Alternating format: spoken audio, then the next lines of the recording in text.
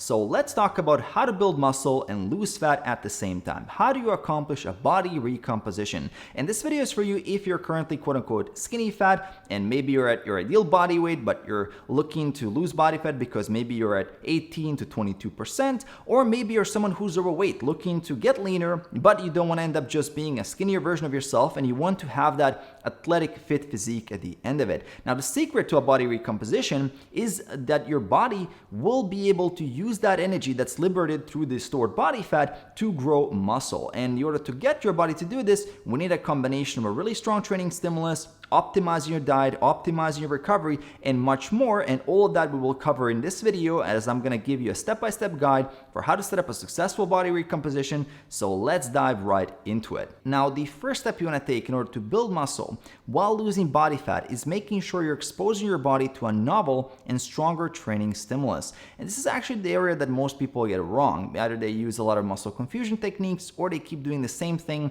while expecting different results.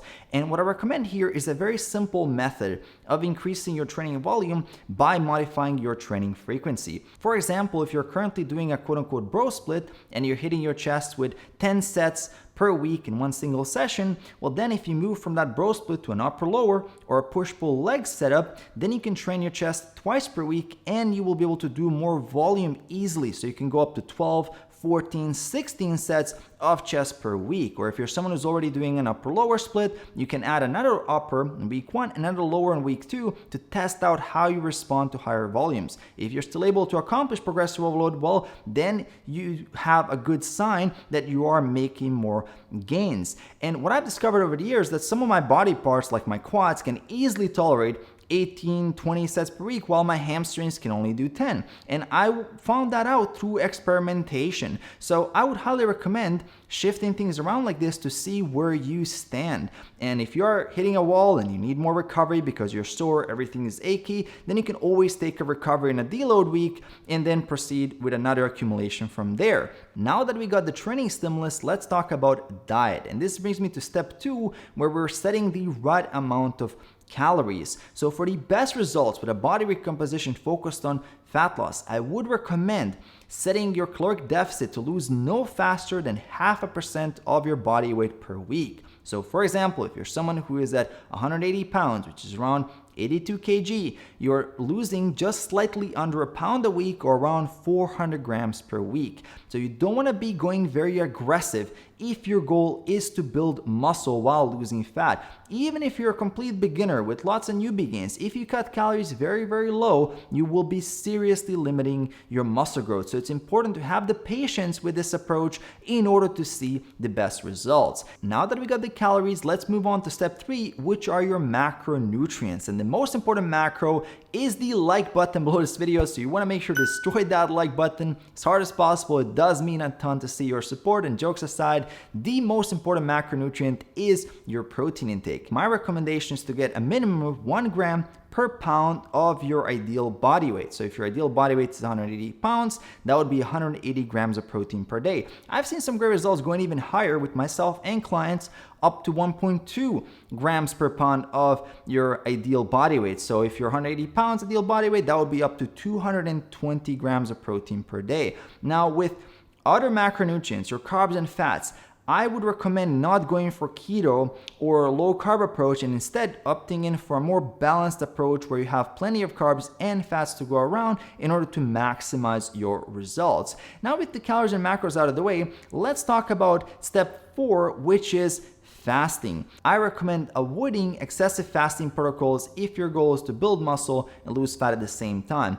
And I know there's a lot of popular weight loss approaches such as 1 meal a day, or a 4-hour eating window with 2 meals a day, or alternate day fasting. And while those are very effective at weight loss, they're not the most ideal way to build muscle while you're losing body fat. So here I would recommend taking that protein intake from before and splitting it into 4 even servings throughout the day, and making sure that your timing of those servings is also somewhat around training. So I would avoid fasted workouts in this case, and making sure you're just elevating that muscle protein synthesis throughout the day in order to see the absolute best results. Now, step 5 is optimizing your cardio. I would highly recommend avoiding excessive amounts of steady state cardio as well as high intensity interval training. Your primary focus as far as training is concerned should be weight training. And then on top of that, what I would recommend adding is walking. I would suggest walking between 8 to 10,000 steps per day. It is a really good activity to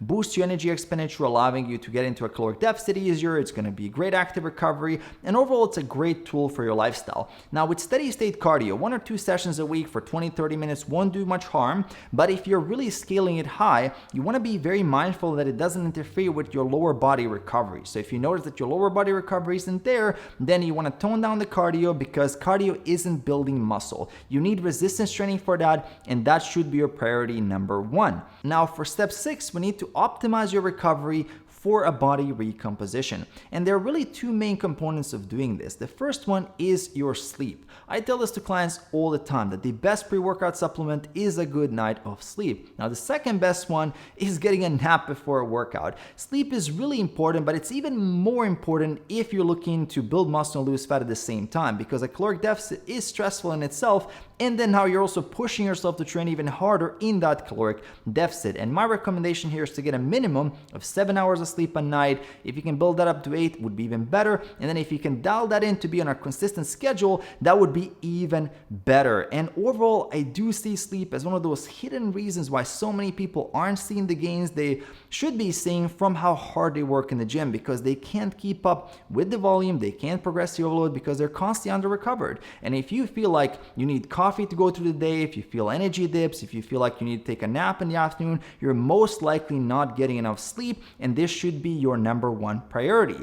Now, the second component of optimizing your recovery is how you manage your daily stressors. The first thing you want to do here is making sure that you're being very wise with planning your leisure time. And we do need to spend our free time properly. For a lot of us, we spend the free time doing things that are somewhat fun, but they're also very draining, which kind of defeats the purpose of rest and relaxation. And then you have to go into another week of work and training without getting that rest you really needed. And sometimes you really need that chill day or 2 where you don't do anything. Maybe it's Netflix, maybe it's going out in the nature, maybe just socializing, but very lightly without putting much pressure on you to do much. And these are very restorative days that we do need to recharge in order to be able to get back to that intense routine where we're pushing and moving toward our goals. Now, the second thing you can do to manage your daily stressors better is improve how you react to them. So instead of having a fight or flight response, you have a more relaxed and calming approach